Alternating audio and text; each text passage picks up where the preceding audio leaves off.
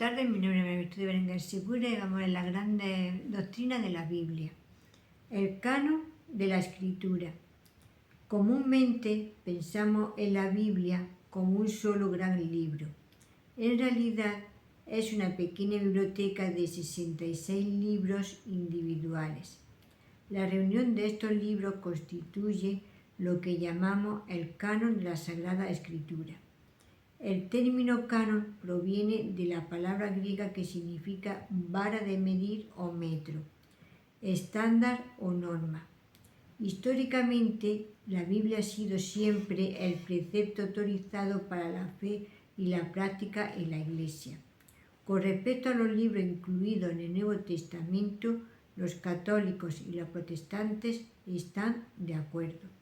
Sin embargo, los dos grupos están en franco desacuerdo con lo que respecta a los libros que deberían ser incluidos en el Antiguo Testamento. Los católicos creen que los libros apócrifos deberían ser considerados canónicos, mientras que el protestantismo piensa lo contrario.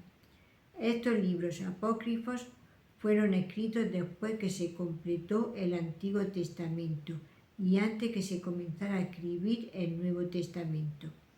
El debate con respecto a los libros apócrifos se centra en el tema más amplio sobre qué fue considerado canónico por la comunidad judía.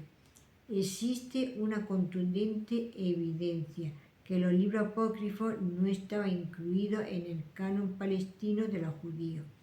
Por otro lado, parece ser que los judíos que vivían en Egipto habrían incluido a los libros apócrifos traducidos al griego en el canon alejandrino.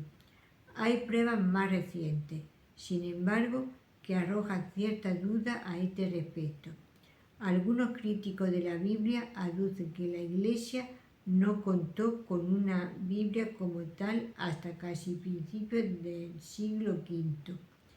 Pero esto es una distorsión de todo el proceso de desarrollo canónico. La Iglesia se reunió en concilios en varias ocasiones durante los primeros siglos para decidir sobre cuáles libros pertenecían propiamente al canon. El primer canon formal del Nuevo Testamento fue creado por el hereje Marcio, quien produjo su propia versión expurgada de la Biblia. Para combatir a este hereje, la Iglesia se vio obligada a declarar cuál era el contenido exacto del Nuevo Testamento. Aunque la gran mayoría de los libros que hoy en día están incluidos en el Nuevo Testamento en su día claramente funcionaron con autoridad canónica desde que fueron escritos. Hubo algunos pocos libros cuya inclusión en el canon del Nuevo Testamento fue motivo de discusión. Estos fueron Hebreos, Santiago, la segunda epístola de Pedro, la segunda y tercera epístola de Juan, Judas y Apocalipsis. Existieron además varios libros que rivalizaron para obtener esta posición canónica, pero que no fueron incluidos. La gran mayoría de estos eran obras espurias escritas por herejes gnósticos del segundo siglo. Estos libros nunca recibieron una consideración seria. Este es un punto clave que los críticos suelen pasar por alto cuando alegan que entre más de 2000 contendientes al canon se eligieron solo 27. Y luego pregunta, ¿no es poco probable que se haya seleccionado a los 27 correctos? En realidad, son solo 2 o 3 libros los que fueron incluidos, luego de haber sido seriamente considerados. Estos fueron, primero Clemente, el pastor de Hernas y la Didaque. Estos libros no fueron incluidos en el canon de la Escritura porque no habían sido escritos por los apóstoles y sus propios autores reconocieron que su autoridad estaba subordinada a la de los apóstoles. Algunos cristianos están preocupados por el hecho de que haya habido un proceso histórico selectivo. Le molesta la pregunta: ¿cómo es posible saber que el canon del Nuevo Testamento incluye los libros que debería contener? La teología católica tradicional contesta esta pregunta apelando a la infalibilidad de la Iglesia.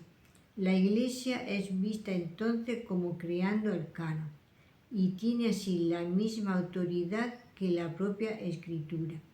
El protestantismo clásico niega el hecho de que la Iglesia sea infalible y que la Iglesia haya creado el canon. La diferencia entre el catolicismo y el protestantismo puede resumirse de la siguiente manera. El punto de vista católico, el canon es una colección infalible de libros infalibles. El punto de vista protestante clásico, el canon es una colección falible de libros infalibles. El punto de vista crítico libertad, el canon es una colección falible de libros falibles. Si bien los protestantes creen que Dios en su providencia ejerció su cuidado especial para asegurar que solo los libros apropiados fueron incluidos, no convirtió a la Iglesia en sí misma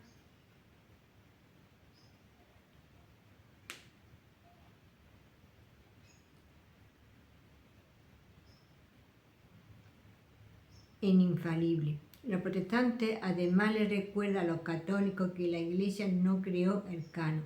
La Iglesia reconoció, aceptó, recibió y se sujetó al canon de la Escritura.